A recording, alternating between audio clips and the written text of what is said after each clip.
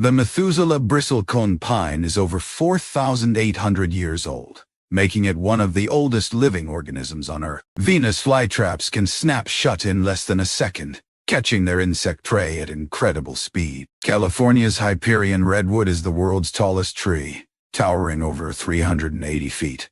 That's taller than a 35-story skyscraper. Trees communicate underground through a complex wood-wide web of fungal networks, sharing nutrients and warnings. The corpse flower, or Morphophallus titanum, smells exactly like rotting flesh to attract pollinating insects. The Mimosa pudica plant dramatically folds its leaves inward when touched, appearing to sleep or react to stimulus. The sandbox tree has seed pods that literally explode with a loud bang, launching seeds up to 60 miles per hour. The resurrection plant can curl into a dry, lifeless ball, then unfurl and rehydrate completely when watered. Lotus leaves are super hydrophobic.